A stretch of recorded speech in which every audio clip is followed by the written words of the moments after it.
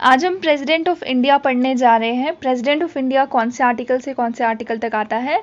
Article 52 से 78 in part 5 of the constitution, जो कि यूनियन एग्जीक्यूटिव से डील करता है। Union executive consist of the president, the vice president, the prime minister, the council of ministers and the attorney general of India. यहीं पर मैं आपको बता दूं, जो प्रेसिडेंट होते हैं वो head of the Indian state होते हैं। He is the first citizen of India also and he acts as a symbol of unity, integrity and solidarity of the nation. मेरा नाम है Sheetal Rajput. Welcome to JK exam cracker.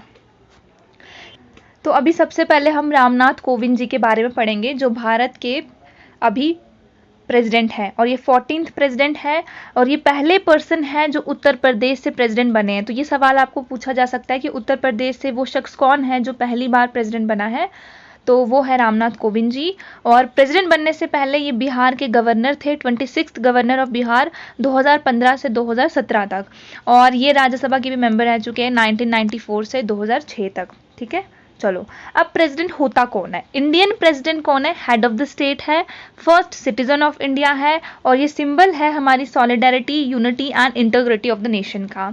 ये union executive के अंदर आते हैं और प्रेसिडेंट के साथ vice president, prime minister, council of minister और अटॉर्नी जनरल ऑफ इंडिया भी यूनियन एग्जीक्यूटिव के ही अंदर आते हैं अंडर पार्ट 5। प्रेसिडेंट को कैसे इलेक्ट किया जाता है, ये इंपॉर्टेंट है। There is no direct election, कोई डायरेक्ट इलेक्शन नहीं होता है। हम लोग जब वोट करते हैं तो हम डायरेक्ट प्रेसिडेंट के लिए वोट नहीं करते हैं। एक इलेक्टोरल कोलाज बनाया जाता है जो प्रेसिडेंट को इलेक्ट करता है। ये जो इलेक्टोरल कोलाज होता है ये रिस्पॉन्सिबल होता है फॉर प्रेसिडेंट्स इलेक्शन, जिसमें कौन कौन मेंबर्स होते हैं? लोकसभा और राज्यसभा के मेंबर्स होते हैं। कौन से member? Only elected member, elected members of the both the houses of parliament, यानी Lok Sabha and Rajya Sabha. Then elected members of the legislative assemblies of the state, legislative councils का यहाँ पर कोई रोल नहीं होता है।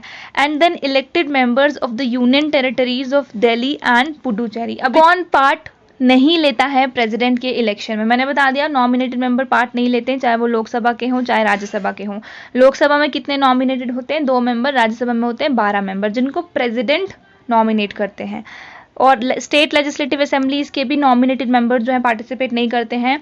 लेजिस्लेटिव काउंसिल के कोई भी मेंबर हो, चाहे इलेक्टेड हो चाहे नॉमिनेटेड हो, वो पार्टिसिपेट नहीं करते हैं। और union territories of Delhi and Puducherry के भी नॉमिनेटेड मेंबर जो हैं ये पार्टिसिपेट नहीं करते हैं प्रेसिडेंट के इलेक्शन में। टर्म कितना होता है प्रेसिडेंट के ऑफिस का? एक बार अगर प्रेसिडेंट इलेक्ट हो जाता है तो 5 साल तक वो प्रेसिडेंट रह सकता है। अगर उसने 5 साल कंप्लीट कर दिए हैं उसके बाद भी वो प्रेसिडेंट रहेगा जब तक दूसरा इलेक्शन नहीं हो जाता है, दूसरा कोई प्रेसिडेंट इलेक्ट होकर नहीं आ जाता है। और जो एक प्रेसिडेंट है वो री इलेक्ट भी हो सकता है और उसकी री इलेक्शन पे कोई कैप नहीं है। इट मीन्स कि any number of time president जो है उसको हम री इलेक्ट कर सकते हैं, बार बार वो कंटेस्ट कर सकता है इलेक्शन के लिए। अगर मैं वहीं पे यूएस की बात करूं, वहां पे सिर्फ 2 बार कोई शख्स प्रेसिडेंट बन सकता है। ओबामा की दोनों टर्म खत्म हो गई, अब वो कभी नहीं बनेंगे। डोनाल्ड ट्रंप की एक ही टर्म हुई है, वो दोबारा भी आ सकते हैं अगर वो जीतेंगे तो। हाँ, वो नेक्स्ट इलेक्शंस में कंटेस्ट जरूर करेंगे इलेक्शंस को, इतना मुझे श्योर है। अब है हमारे पास what is the principle of election used in the presidential elections. तो कैसे हम इलेक्ट करते हैं प्रेसिडेंट को? यहाँ पर जो यूज होता है वो होता है proportional representation with means of a single transferable vote. ये मैं आपको आगे बताऊंगी ये क्या होता है, इतना बस याद रख लो, ये एग्जाम में पूछा जाता है। तो कौन सा प्रिंसिपल ऑफ इलेक्शन है? Proportional representation with means of single transferable vote. इसमें क्या होता है, एक्चुअली प्रेफरेंस देते हैं। जितने भी कैंडिडेट्स हैं ABCD, आपने प्रेफरेंस देनी है। पहला प्रेफरेंस इसको दे दिया, दूसरा इसको दे दिया, तीसरा इसको, चौथा इसको। वैसे ही कोई और होगा, उसने दूसरा इसको दिया, पहला इसको दिया, चौथा इसको दिया, तीसरा। फिर ऐसे ऐसे एलिमिनेट होता रहता है इंसान और फिर एक ही बचता है। यहाँ पे 50+1 वोट आपके पास होंगे, जिसके पास भी वो जीत जाएगा। How does voting take place in the election of Indian president? तो वोटिंग कैसे होती है? सीक्रेट बैलेट सिस्टम होता है। ठीक है, किसी को बताना नहीं होता कि आपने किसको वोट दिया, कोई देख भी नहीं सकता। It is a secret ballot system. Kota of votes in president election कैसे होता है? MLA की वोट वैल्यू क्या होती है? टोटल पॉपुलेशन ऑफ स्टेट और number of MLAs multiplied by 1000। तो अब हम देखेंगे MP के वोट की क्या वैल्यू होती है। यहाँ पर देख लो आप, हमने MLA की वोट वैल्यू देख ली, total population of state, divided by number of MLAs, जितने भी मेंबर होंगे लेजिस्लेटिव असेंबलीज में, मल्टीप्लाई करना है उसको 1000 से। MP की वोट वैल्यू कैसे काउंट होती है? Total of all MLAs vote, जो हमने यहाँ पर निकाला ना, वो हमने ऊपर रखना है और फिर कितने नंबर ऑफ MPs है उससे उसको डिवाइड कर लेना। जैसे हमारा जो आंसर आया था वो आया था 10 डिवाइडेड बाय जितने भी MPs होंगे उनसे इसको डिवाइड करना है, फिर जो भी आएगा आपका आंसर वो होगा MP के वोट की वैल्यू। अब सुप्रीम कोर्ट कैसे प्रेसिडेंट के इलेक्शन में इन्वॉल्व होता है, ये याद रखना कि सुप्रीम कोर्ट इन्वॉल्व होता है, यहाँ पे इलेक्शन कमीशन नहीं है, सुप्रीम कोर्ट है। कोई भी डिस्प्यूट है अगर प्रेसिडेंट के इलेक्शन से रिलेटेड, वो सुप्रीम कोर्ट डिसाइड करेगा और सुप्रीम कोर्ट का डिसीजन फाइनल है। बहुत इंपॉर्टेंट क्वेश्चन है ये। नोट करने वाली बात यह है कि जैसे ही अगर प्रेसिडेंट के इलेक्शन को नल एंड वॉइड डिक्लेयर कर दिया सुप्रीम कोर्ट ने, तो जो भी प्रेसिडेंट ने अभी तक एक्ट किए हैं अपने ऑफिस में रहते हुए, अभी तक जो भी उनके एक्ट्स हैं वो वैलिड होंगे, इवन उनका रिमूवल हो जाएगा। ठीक है, उन रिमूवल से पहले वाले एक्ट्स जो हैं वो वैलिड होंगे। क्या क्वालिफिकेशन चाहिए होती है प्रेसिडेंट के लिए? देखिए, सबसे पहले भारतीय सिटीजन होना चाहिए, मिनिमम एज 35 होनी चाहिए और वो क्वालिफाई होना चाहिए as a member of Lok Sabha, और कोई भी ऑफिस ऑफ प्रॉफिट होल्ड करके वो नहीं रखना चाहिए, चाहे वो स्टेट गवर्नमेंट का हो, सेंट्रल गवर्नमेंट का हो या फिर पब्लिक अथॉरिटी का हो। क्या कंडीशन है प्रेसिडेंट के ऑफिस की? कुछ कंडीशंस हैं, वो लोकसभा का मेंबर नहीं होना चाहिए, राज्यसभा का नहीं होना चाहिए। अगर वो इनमें से किसी का भी मेंबर है तो उसको अपनी सीट वहां पर वैकेट करनी है पहले ही दिन जैसे ही वो प्रेसिडेंट बनता है। ऑफिस ऑफ प्रॉफिट होल्ड नहीं करना, मैंने आपको बता दिया। अच्छा, वो राष्ट्रपति भवन में रह सकते हैं बिना पेमेंट के, उनको पेमेंट, पार्लियामेंट जो है उनको सारे अलाउंस, प्रिविलेज, इमोलमेंट्स वगैरह देते हैं और पार्लियामेंट उनके रहते रहते इनमें चेंजेस नहीं ला सकते हैं। ठीक है, अगर प्रेसिडेंट अभी बन गया कोई तो उसकी सैलरीज वगैरह में कोई चेंजेस नहीं होगी, जो डिसाइडेड है वही रहेगा। क्रिमिनल प्रोसीडिंग से इनको इम्यूनिटी मिली होती है, पर्सनल एक्ट्स में भी। अरेस्ट या इम्प्रिजनमेंट ऑफ द प्रेसिडेंट नहीं हो सकती है जब वो प्रेसिडेंट है, सिर्फ सिविल प्रोसीडिंग हो सकती है और वो भी आपको 2 मंथ का प्रायर नोटिस देना पड़ेगा प्रेसिडेंट को। ठीक है, क्रिमिनल प्रोसीडिंग नहीं हो सकती, सिर्फ सिविल प्रोसीडिंग्स हो सकती है। अच्छा, अब हम देखते हैं कि क्या प्रोसीजर है अगर आपको प्रेसिडेंट का इम्पीचमेंट करना है। इम्पीचमेंट का मतलब होता है रिमूवल फ्रॉम द ऑफिस। ये ऑफिशियल टर्म है, ये प्रेसिडेंट के लिए यूज होती है, बट हम कभी कभी सुप्रीम कोर्ट के जजेस के लिए भी इसको यूज करते हैं इम्पीचमेंट को। ये इंपॉर्टेंट है, ये आपको याद रखना है। द ओनली कंडीशन जब प्रेसिडेंट का इम्पीचमेंट करना है वो क्या है? अगर वो संविधान का वायलेशन करते हैं, वायलेशन ऑफ द कॉन्स्टिट्यूशन। ठीक है, ये एक टर्म, ये एक कंडीशन आपको याद रखनी है। नोट करने वाली बात ये है कि वायलेशन ऑफ द कॉन्स्टिट्यूशन का कोई डेफिनेशन दिया ही हुआ नहीं है कॉन्स्टिट्यूशन में, तो आप कैसे बताओगे कि प्रेसिडेंट ने संविधान का वायलेशन किया है। इम्पीचमेंट प्रोसेस कैसे होता है? We have taken Lok Sabha as a first house to initiate the impeachment charges, however Rajya Sabha too can initiate, मतलब कि राज्यसभा हो या लोकसभा हो, दोनों में इम्पीचमेंट का प्रोसेस को इनिशिएट हम कर सकते हैं। अगर एक ने पास कर दिया फिर दूसरे के पास देंगे और दूसरे ने भी पास कर दिया, फिर प्रोसेस जो है चलेगा आगे। ठीक है, इम्पीचमेंट का। यहाँ पर देखो आप, अगर आपने लोकसभा में इम्पीचमेंट का प्रोसेस इनिशिएट किया है तो यहाँ पर 1/4 मेंबर जो है उन्होंने सिग्नेचर करना है और 14 डेज का नोटिस देना पड़ेगा पहले आपको प्रेसिडेंट को कि हम इम्पीचमेंट का प्रोसेस आपके अगेंस्ट चला रहे हैं। उसके बाद 2/3 मेजॉरिटी से आपको वो पास कराना पड़ेगा। राज्यसभा इन्वेस्टिगेट कर सकता है चार्जेस, और सेम यहाँ पर भी 2/3 है और यहाँ पर 1/4 है। ठीक है, सेम है, जो इनिशिएट करेगा उसमें 1/4 का सिग्नेचर होना चाहिए, पास करने के लिए 2/3 का होना चाहिए। ऐसे इम्पीच कर सकते हो। अभी बताएंगे कि can the president's office be vacant, तो क्या कभी प्रेसिडेंट का ऑफिस वैकेंट हो सकता है? कौन कौन सी कंडीशन में हो सकता है? तो पहला तो यस, हो सकता है।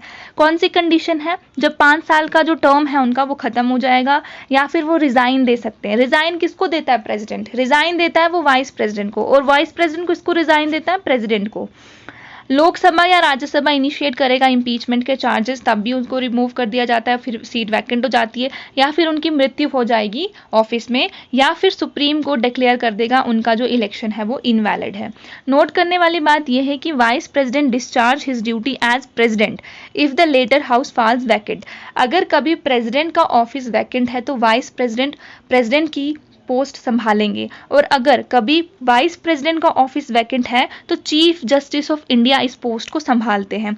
अगर chief justice of India vacant है, मतलब एब्सेंट है, तो सुप्रीम कोर्ट का सीनियर मोस्ट जज जो है प्रेसिडेंट की फंक्शंस को डिस्चार्ज करेगा। ठीक है, जब तक नया प्रेसिडेंट जो है उसको इलेक्ट नहीं कर लेते हम लोग। आप मुझे एक सवाल का जवाब दो, प्रेजेंट CGI कौन है और कौन से नंबर का है, इतना मुझे बता दो कमेंट सेक्शन में।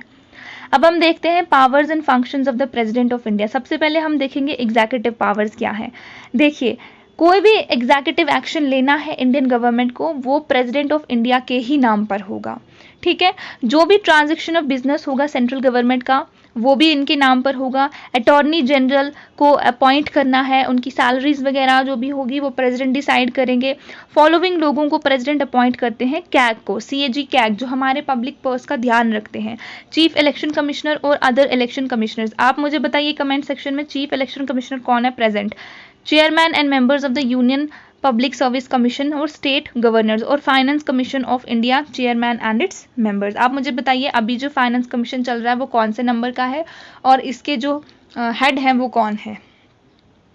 चलो, फिर जो भी इंफॉर्मेशन लेनी होती है यूनियन गवर्नमेंट से, एडमिनिस्ट्रेशन से रिगार्डिंग, वो प्रेसिडेंट लेते हैं।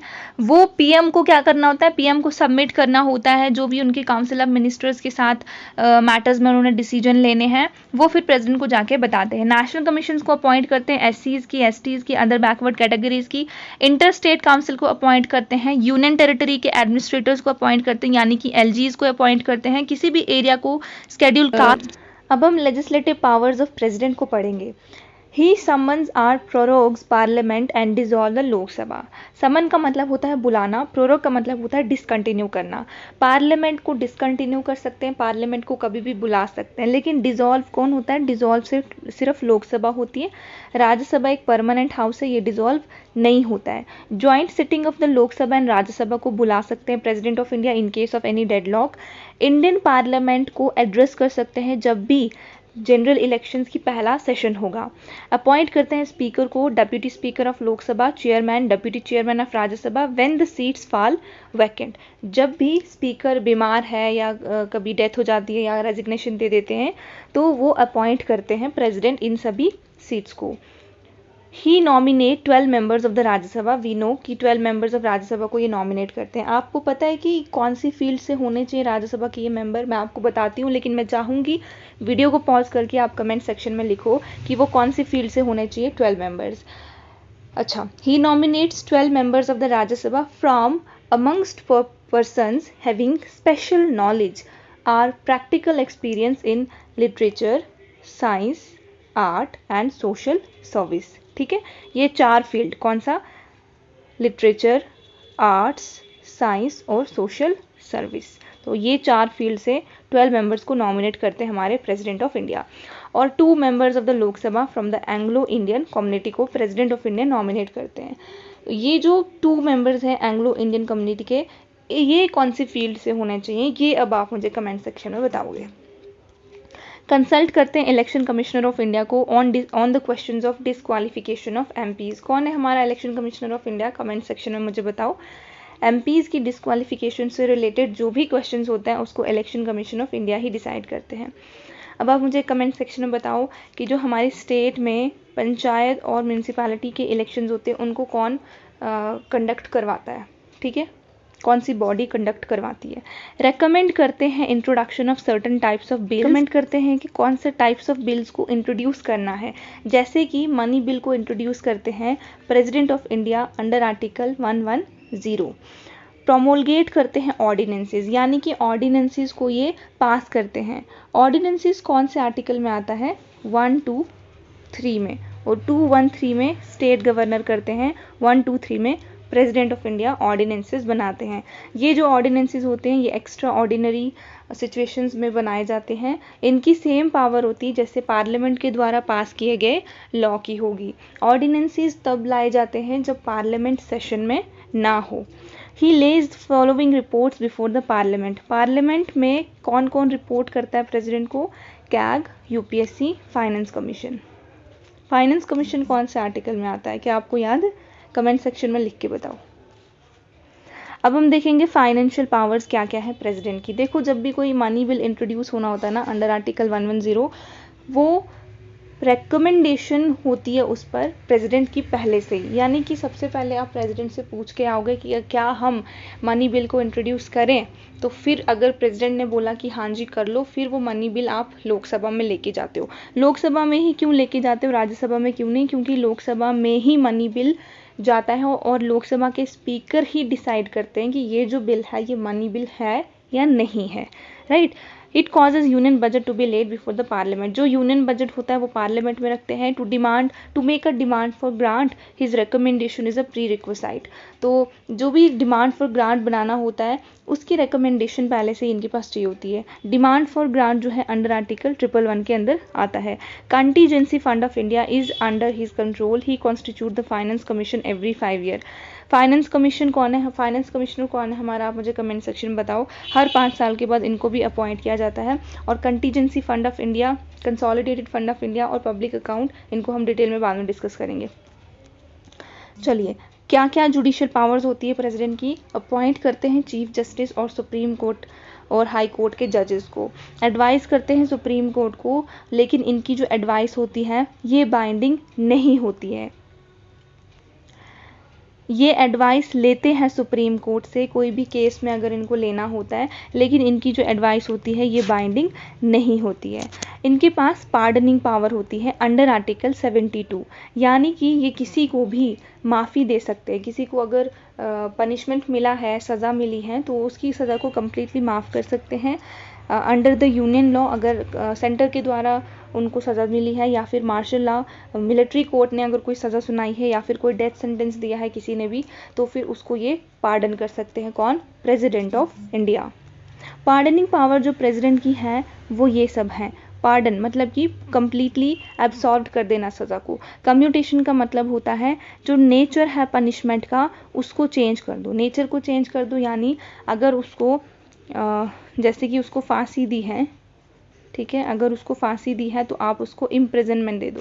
डेथ सेंटेंस दिया है तो आप उसको इम्प्रिजनमेंट दे दो, ठीक है।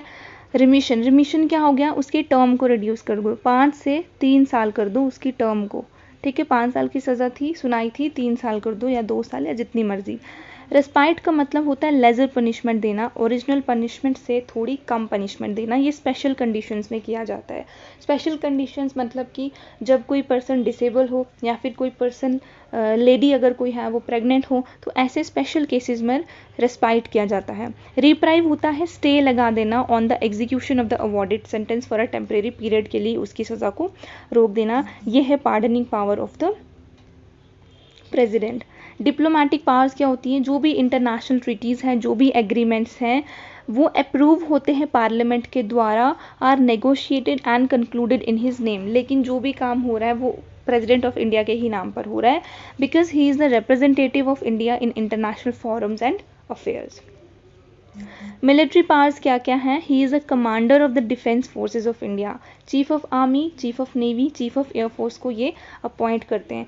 कम ऑन एवरीवन, लिखिए चीफ ऑफ आर्मी कौन है, चीफ ऑफ नेवी कौन है एंड चीफ ऑफ एयरफोर्स कौन है। और अभी जो चीफ ऑफ डिफेंस स्टाफ बनाए हैं उनका नाम भी कमेंट सेक्शन में लिखो। ये तीनों ही पर्सनालिटी और चारों CDS, इसका भी नाम बताना है, इंपॉर्टेंट हो जाते हैं एग्जाम पॉइंट ऑफ व्यू से। अब हम पढ़ेंगे इमरजेंसी पावर्स। 3 टाइप की होती हैं जो प्रेसिडेंट लगा सकते हैं: national emergency, president rule, financial emergency. इनको हमने पहले भी 2-3 बार डिस्कस किया है। नेशनल इमरजेंसी लगती है आर्टिकल 352 में, प्रेसिडेंट रूल लगता है 356, 365 में, और 360 जो है फाइनेंशियल इमरजेंसी के अंडर लगता है। फाइनेंशियल इमरजेंसी लगती है आर्टिकल 360 के अंदर। ऑर्डिनेंस मेकिंग पावर क्या होती है? आर्टिकल 1, 2, 3 डील करता है ordinance making power of the president से। प्रेसिडेंट के पास बहुत सारे लेजिस्लेटिव पावर्स होती हैं, मतलब लॉ बनाने की पावर होती है, और ये जो ऑर्डिनेंस मेकिंग पावर है ये भी उनमें से एक है। वो बहुत सारे ऑर्डिनेंसेस प्रोमulgate कर सकते हैं, पास कर सकते हैं on the recommendation of union government की रिकमेंडेशन पर, ठीक है। अब हम देखेंगे लास्ट इनकी जो वीटो पावर्स होती है। जब भी कोई बिल इंट्रोड्यूस होता है पार्लियामेंट में, पार्लियामेंट उस बिल को पास कर सकता है, लेकिन उस बिल को पास करने से पहले, वो बिल एक्ट बन जाए उससे पहले इंडियन प्रेसिडेंट के पास इसको भेजा जाता है इसके अप्रूवल के लिए। मतलब कि अगर कोई बिल लोकसभा में इनिशिएट हुआ है, फिर ये राज्यसभा में जाएगा पास होने के लिए, अगर दोनों हाउसेस से पास हो गया फिर प्रेसिडेंट के पास जाएगा। जब तक प्रेसिडेंट का अप्रूवल नहीं होगा तब तक ये जो बिल है ये एक्ट नहीं बनेगा।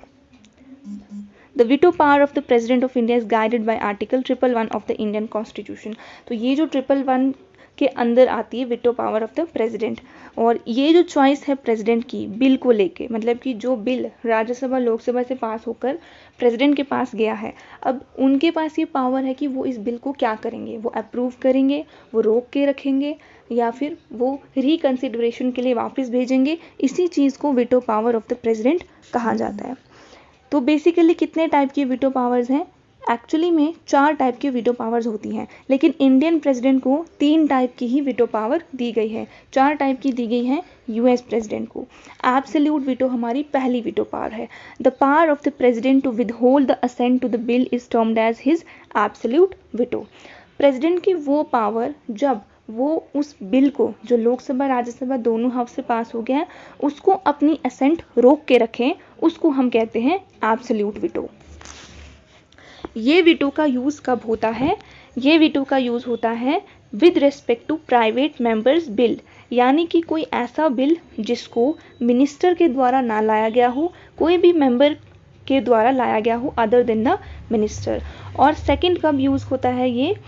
With respect to the government bills, जब गवर्नमेंट बिल्स के रिगार्डिंग इसको यूज़ किया जाता है, जब कैबिनेट रिज़ाइन कर देती है। तो जो नया कैबिनेट आता है वो प्रेसिडेंट को कहता है जो पुराना बिल है इसको अपनी जो एसेंट है वो आप नहीं दीजिए। अब ये कब कब यूज़ हुआ? 1954 में जो राजेंद्र प्रसाद हमारे भारत के पहले प्रेसिडेंट थे, उन्होंने अपनी जो एसेंट है वो रोक के रखी पेप्सू एप्रोप्रिएशन बिल में। ये पूछ लेते हैं कभी कभी कि ये वाला जो एब्सोल्यूट वीटो है वो कहाँ पर यूज़ हुआ था। तो राजेंद्र प्रसाद ने यूज़ किया था 1954 में PEPSU appropriation bill. PEPSU appropriation bill क्या है? Patiala and east Punjab states union appropriation bill. The bill was passed by the parliament when the president rule was in operation in the state of PEPSU, right? But when the bill was presented to the president for his assent, president rule was revoked। इसके बाद इसको use किया गया 1991 में, जब president कौन थे? R Venkataraman. इसने अपनी असेंट को रोक के रखी to the salary allowance and pension of MPs amendment bill. ठीक है, the bill was passed by the parliament on the last day before dissolution of the Lok Sabha without obtaining the previous recommendation of the president. तो हमने देख लिया absolute veto. अब हमारे पास आता है suspensive veto. The president exercises this veto when he returns a bill for reconsideration of the parliament। आपको ये याद रखना है। कब? The power of the president to return the bill, जब वो रिटर्न करते हैं पार्लियामेंट को with or without consideration, is called suspensive veto. तो president does not possess this veto in case of money bill under article 110। क्यों? क्योंकि money bill तो president की ही रिकमेंडेशन पर आपने लाया था लोकसभा में, उस केस में suspensive veto president of India use नहीं कर सकते हैं। सस्पेंसिव वीटो का मतलब क्या होता है? presidential veto is overridden by the repassage of the bill by the same ordinary majority। ठीक है, इसमें एक होता है क्वालिफाइड वीटो। क्वालिफाइड वीटो जो है वो यूएस प्रेसिडेंट के पास होता है। सस्पेंसिव वीटो में क्या होता है? जब प्रेसिडेंट रिकंसिडरेशन के लिए भेजते हैं किसी बिल को और जो पार्लियामेंट है उन्होंने इस बिल को फिर से पास कर दिया with or without any recommendation या अमेंडमेंट, तो फिर जो ये है प्रेसिडेंट है उनको अपना एसेंट देना ही पड़ता है। ठीक है, और इसको जो पार्लियामेंट में पास कराना है वो ऑर्डिनरी मेजॉरिटी से होना चाहिए सस्पेंसिव वीटो के केस में जो हमारे प्रेसिडेंट के पास है। लेकिन क्वालिफाइड वीटो के केस में स्पेशल मेजॉरिटी की ज़रूरत होती है। ठीक है, President can either give his assent to a money bill or withhold his assent to a money bill but cannot return it for the reconsideration of the parliament। Normally the president give his assent to the money bill as it is introduced in the parliament with previous permission। अब है हमारे पास last pocket veto. In this case, the president neither rectifies nor rejects nor returns the bill, but simply keeps the bill pending for an indefinite period। The power of the president to not act, इस पे तो कोई action होता ही नहीं है, आप इसको pocket में रख दो, बस खत्म बात। हमारे जो प्रेसिडेंट हैं वो कोई एक्शन लेंगे ही नहीं, ठीक है। वहीं अगर मैं यूएसए की बात करूं, the president has to return the bill for reconsideration within 10 days, मतलब कि यूएस में प्रेसिडेंट को 10 दिन के अंदर अंदर बिल को रिकंसिडरेशन के लिए भेजना पड़ता है पार्लियामेंट में। तो इस हिसाब से हमारे प्रेसिडेंट के पास वीटो पावर ज़्यादा है as compare to the US president.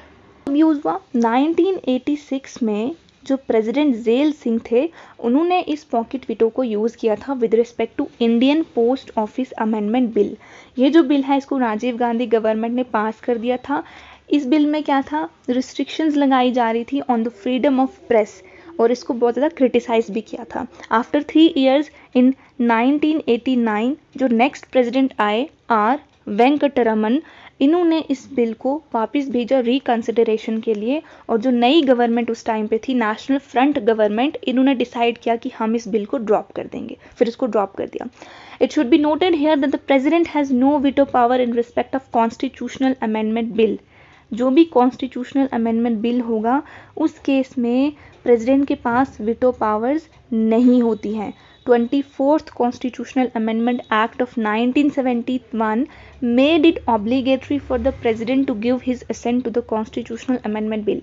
मतलब कि जो 24th Constitutional Amendment Act आया था 1971 का, 1971 में और क्या हुआ था, 1971 में हुआ था बांग्लादेश लिबरेट, ठीक है, लिबरेशन ऑफ बांग्लादेश हुआ था। तो यहाँ पे मैं बता रही थी आपको कि 24th constitutional amendment act of 1971 ने ये ऑब्लिगेटरी कर लिया कि प्रेसिडेंट को कॉन्स्टिट्यूशनल अमेंडमेंट बिल जो भी होगा उस पर अपनी असेंट देनी ही पड़ेगी, उस केस में ये वीटो पावर्स का यूज़ नहीं कर सकते हैं। तो आज हमने प्रेसिडेंट ऑफ इंडिया बहुत ज़्यादा पढ़ लिया।